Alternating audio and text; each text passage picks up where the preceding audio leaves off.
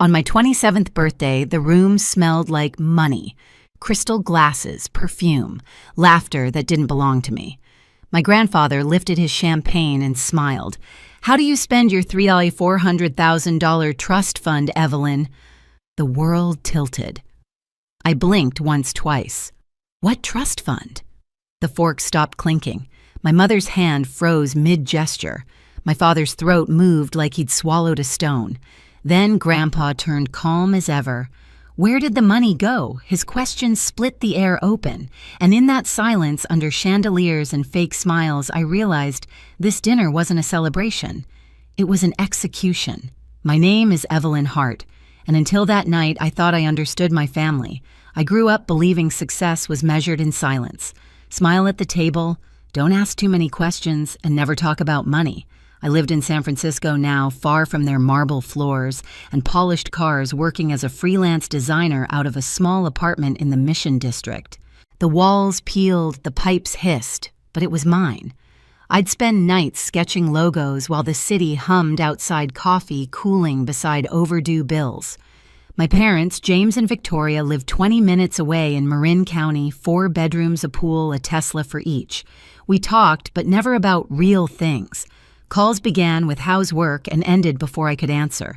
The last time they'd surprised me was at my college graduation. I'd walked the stage holding $70,000 in student loans and a diploma I'd earned alone. They hugged me, handed me a wrapped box, and said, "We're so proud." Inside was a hardcover book, Financial Literacy for Young Adults. I smiled for the photos. That night I cried over the sink, realizing they hadn't planned to help. Still, I kept my head down. I paid rent, skipped dinners, took every freelance job I could find. When friends posted vacation photos, I laughed it off. One day I'd say, one day I'd make enough to breathe. A week before my 27th birthday, my boss called me into his glass office. His face said everything before he spoke. "I'm sorry, Evelyn, we're downsizing." I boxed up my things, took the bus home, and sat on my couch with Madison, my roommate, my anchor, my only constant for 2 years. "Your parents will help, right?" she asked. I laughed, bitter and hollow. "They'll probably suggest a budgeting app." That night I called anyway. "Mom, I lost my job." "Oh, that's too bad, honey," she said, her keyboard clicking in the background. "But you'll figure it out. You always do." "I'm behind on rent, Mom. I don't know how." "Well, maybe this will teach you to save better. Anyway, we're making reservations for your birthday dinner, Atelier Cren, 7:30. Don't be late. Mom, that place is $300 a plate." She laughed. "Don't be cheap, Evelyn. It's your birthday. Dress nicely." The line went dead before I could say goodbye. I stared at my reflection in the dark TV screen, tired eyes, split ends, lipstick fading. $300 a plate, I whispered. "That's half my grocery budget." Madison looked up from the couch. "You don't have to go." "Yeah, I do. In my family, skipping dinner is worse than blasphemy." So I circled the date on the calendar the way people mark the day they'll face a firing squad. The week dragged toward my birthday like a slow leak. I tried to stay busy sending resumes, updating my portfolio, but rejection emails piled up faster than I could open them. My savings account dipped under 4 digits. Every noise from the hallway made me flinch, half expecting the landlord's knock. By Friday, I'd stopped sleeping. Madison found me at 2 a.m., still hunched over my laptop. "Eve, go to bed," she said softly. "I can't. If I stop, I'll think about it." "About what?" "That dinner. Them. Acting like everything's perfect while I'm falling apart." She squeezed my shoulder. "Then make it the last time they treat you like that." I didn't know what she meant yet, but those words stayed. Saturday came bright and sharp. I stood in front of my closet staring at the same 3 options. Jeans too faded, a blazer missing a button, and a black dress I'd bought 3 years ago for a job interview. I chose the dress. It still fit mostly. On the bus ride to the restaurant, I watched people through the window, tourists laughing, couples holding hands, a kid licking ice cream that dripped down his arm. I envied how simple their moments were. Atelier Cren shimmered with glass and gold. My parents were already seated when I arrived, my mother in a red silk dress, my father in his tailored navy suit. The table gleamed with wine glasses and silverware I couldn't name. "Happy birthday, sweetheart." Mom air-kissed me, her perfume so strong it made my eyes sting. Dad smiled. "You look tired. Rough week." "Lost my job," I said quietly. He nodded like I'd mentioned the weather. "Well, that happens. You'll bounce back." They launched into stories about their Europe trip, the new Tesla's autopilot feature, a renovation project for the guest bathroom. My words dissolved in the noise. I kept glancing at the door, counting the minutes. I was supposed to feel celebrated, but I felt like a prop in their perfect picture. Then the door opened. A ripple of surprise swept the room as my grandfather walked in. Robert Hart, silver-haired, tall, every step measured. The maitre d' nearly tripped, trying to escort him. My mother's smile faltered. "Dad, what are you doing here?" she asked, voice an octave too high. "Celebrating my granddaughter, of course." His eyes found mine. "Happy birthday, Evelyn." He hugged me real solid warm, and I felt the first breath I'd taken all night. "I didn't know you were coming," I said. "Wouldn't miss it for the world." He sat down beside me, ordered whiskey neat, and started polite conversation. But there was an edge in his voice I couldn't place, like he already knew something none of us did. Then he smiled at me, raised his glass, and said the words that changed everything. The whiskey caught the light as my grandfather lifted his glass. "So, Evelyn," he said tone casual, "how do you spend your $3.4 million trust fund?" The air shattered. I heard my heartbeat before the silence registered. I blinked. Once? Twice? What trust fund? Every fork stopped mid-air. My mother's smile cracked like porcelain. My father's throat moved as if he'd swallowed glass.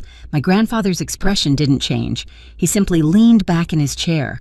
"The trust I set up when you were born. Your parents were supposed to transfer it to you when you turned 25. My mother laughed too fast. "Oh, Dad, you must be mistaken." "There was Victoria," he said quietly. "Don't." It was the first time in my life I'd seen her go still. He turned to the waiter. "Private room, please." Within minutes, we were ushered away, plates half-eaten, champagne forgotten. The door closed behind us with a soft click that sounded final. Inside, the air was colder. My grandfather's assistant, Michelle, was already there, tablet open. A man in a tailored suit waited beside her. Michael Anderson, his attorney. "This won't take long," Grandpa said. "I just want clarity." Michael opened a folder, slid a stack of papers across the table. "Miss Hart, this is the trust account created under your name. Initial deposit, $1 million. Current value given market growth should be approximately $3.4 million. My fingers hovered above the paper. "Should be." He nodded grimly. "As of this morning, the balance is $200,000. The words landed like a physical hit. $200,000. 25 years of savings investments, interest gone. Grandpa's gaze never left my parents. "Explain." Dad wiped his forehead. We used some of it, just to cover the mortgage when the market crashed." Grandpa's voice stayed calm. "That's over $3 million, James." Mom's hands trembled around her clutch. "We were managing it. For her future. We didn't want her to waste it." I laughed short, sharp, ugly. "You mean like wasting it on rent or student loans or food?" Mom turned to me, her eyes glassy. "Sweetheart, we only wanted what's best for you. You gave me a book on financial literacy for graduation." My voice cracked. "While you were draining my account." Grandpa raised a hand. The room went quiet again. "Enough." He turned to Michelle. "List the withdrawals." She read, her voice mechanical. "Mortgage payoff, $450,000. Vehicle purchases, 2 Tesla Model S, $280,000. Home renovation, $320,000. Investment in Victoria Hart Real Estate, $500,000. Marked total loss." Each line felt like another blow. Then she paused. "Purchase of property in Malibu, $1.8 million. Currently registered under James and Victoria Hart." I stared at them. "A beach house." My father's face went slack. "It was an investment. It was theft," Grandpa said quietly, "from your own daughter." No one spoke. The only sound was the faint hum of the air vent. Finally, Grandpa pushed back his chair. "Give me the keys." Mom's eyes darted toward her purse. She hesitated, then pulled out a small key ring, 2 keys and a fob. Her hands shook as she set them on the table. Grandpa slid them across to me. "These are yours, 2 years late." They were still warm from her palm when I picked them up. My keys, my apartment, my life that had been kept from me. Mom started to cry soft, practiced sobs. "Please, Dad, don't do this. We're family. Family doesn't steal from family," he said. "You'll hear from my lawyers tomorrow." They left the room slowly as if gravity had doubled. The door closed and the air felt lighter but emptier. Grandpa turned to me. "Evelyn, I'll have a full audit done. They'll face legal consequences. But the decision to press charges, it's yours." I looked down at the keys, metal cold against my skin. For years, I'd begged for scraps of approval. Now I held proof that their love had a price tag. "I need time," I whispered. "Take it," he said. But know this, they were planning to run. Michelle found tickets to Costa Rica bought 3 days ago. My chest tightened. They came to dinner knowing this was goodbye. He nodded, and they smiled while doing it. That night, I left the restaurant with the keys in my pocket and a storm in my chest. Outside, the city lights blurred through the fog. Madison was waiting up when I got home. When I told her everything, she stared at me like I just recited a crime scene report. "They stole from you," she whispered. "Your own parents. Not just money," I said. "Years." I looked out the window at the sleeping city and felt something break and something else begin. I wasn't going to scream. I wasn't going to beg. I was going to take everything back, quietly. 3 days after that dinner, I was summoned to my grandfather's office, a glass tower downtown that looked like it could slice the sky. I barely slept since the night of the reveal. The words, "They were planning to run," played on loop in my head. Every time I closed my eyes, I saw my mother's trembling hand dropping the keys. My father's silence that felt like confession. When I arrived, Michelle was already waiting in the lobby, immaculate as always, tablet in hand. "They're here," she said quietly. "Robert wanted you present." My stomach tightened. "Both of them." She nodded. "They came to negotiate." Negotiate. That word tasted wrong. The elevator opened to the top floor, glass walls, leather chairs, the faint scent of cedar and old money. Grandpa sat behind his desk, posture, straight hands clasped. Across from him sat my parents. Dad looked 10 years older. Mom was trying to smile, but the gloss on her lips cracked at the corners. Evelyn Grandpa said, voice steady, "Sit." I sat opposite them. No one spoke for a moment. The only sound was the ticking of the antique clock on the wall. Finally, Dad cleared his throat. "We didn't mean for it to go this far. We were just..." Desperate Grandpa's voice was cold. "Trying to stay afloat," Dad said. "You wouldn't understand. I understand, greed," Grandpa interrupted. "I built an empire on recognizing it." Mom reached forward, tears already in her eyes. "We love her, Dad. We were going to tell her eventually, when, after you finish selling the Malibu house, silence." Michael Anderson, the attorney, stepped forward, setting a stack of printed bank statements on the desk. "The forensic audit is complete," he said. "Every transaction traced, every property connected. We've recovered approximately $2 million through asset seizures and forced sales." My father rubbed his temples. $2 million? We already... "You didn't recover it," Michael said sharply. "We did, through the law." I watched the scene from what felt like outside my own body. Every lie peeled away, every secret dragged into the light. Michelle handed me a folder. Inside were photos of my parents' purchases. The Malibu property, luxury cars, jewelry receipts, cruise bookings, all funded by my trust. "You should know what they valued more than you," she said softly. I swallowed hard. "This is enough to press criminal charges, isn't it?" "Yes," Michael replied. "Felony financial fraud and breach of fiduciary duty. Up to 10 years. Mom gasped. "Evelyn, you wouldn't please." Her voice broke like a child's, but I didn't flinch. "I didn't do this," I said. "You did." My father leaned forward, desperation bleeding through the calm facade. "We made mistakes, but prison. We're your parents." "Parents protect," I said quietly. "They don't pillage." Grandpa turned to me. "It's your choice, sweetheart." The room blurred around me, the skyline behind glass, the papers, the trembling hands across the desk. I thought of 27 years of dinners where I smiled through silence, of student loans I'd paid with ramen and overtime, of birthdays where they sent flowers but not love. I met my mother's eyes. "You left me with nothing. Now you have exactly that." The words landed like thunder. Mom's shoulders collapsed. Dad looked away, jaw clenched. Grandpa nodded once to Michael. File the necessary motions. Mom reached across the table, voice shaking. Dad, please, she's your granddaughter, and you are my daughter, he said. But there's a difference between blood and character. She began to sob real this time. It wasn't for me. It was for everything they were losing. As the lawyers finalized the papers, I stood and walked to the window. The city stretched below, cranes, cars, the slow pulse of people living their lives. I pressed my hand to the glass, the cold grounding me. For the first time in years, I wasn't small. Behind me, I heard Grandpa say, "Keys, deeds, accounts all transferred back to Evelyn, effective immediately." When I turned, Michelle handed me a slim envelope. "These are your property documents. Pacific Heights fully under your name now." I nodded.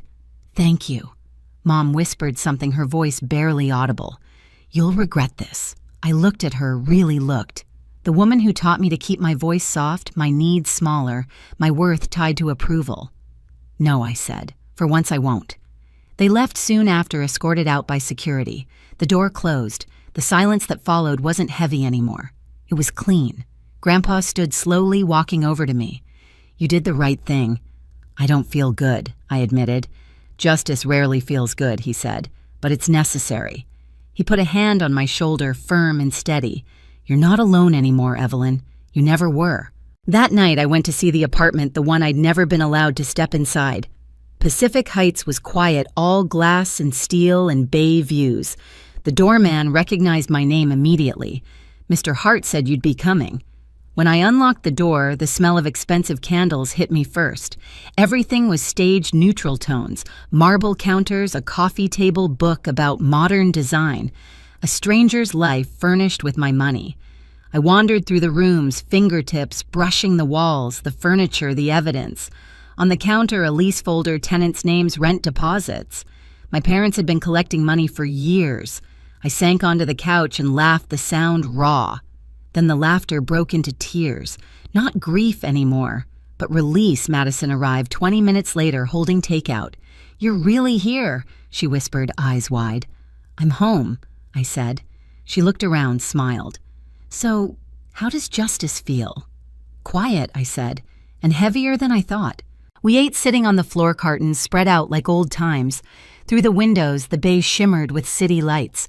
Somewhere behind me, the keys gleamed on the counter, a reminder of everything that had been stolen and everything I'd taken back. Before bed, I texted Grandpa, moved in. "Thank you for fighting when I couldn't." His reply came a minute later. "You always could, Evelyn. You just needed proof." I stared at that message until the screen dimmed, proof of what they'd done and who I'd become. A month passed before I could sleep without waking in the middle of the night expecting another secret to surface.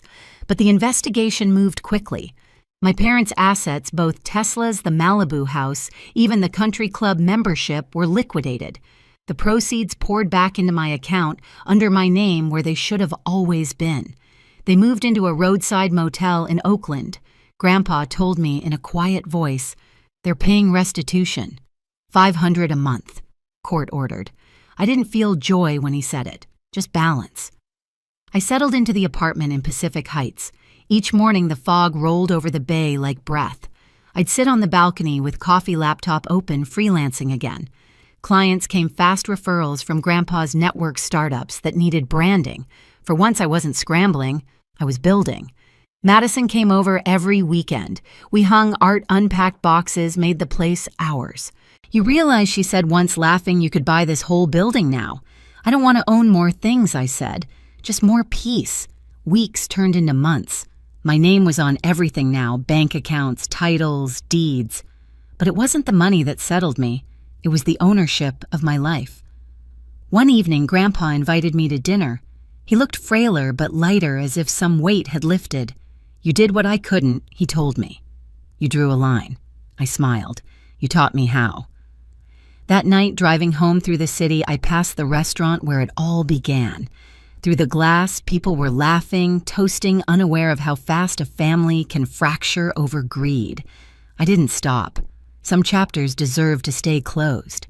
Finally, I learned that blood doesn't always mean loyalty. My parents stole my future and called it love, but I took it back piece by piece, quietly, legally, completely. Now, when I look out over the bay, I don't see what I lost. I see what I rebuilt. If you've ever been betrayed by the people you trusted most, remember this: you can still start over stronger than before. And if stories like mine hit close to home, stay with me. The next one might sound uncomfortably familiar. Hit subscribe and don't look away.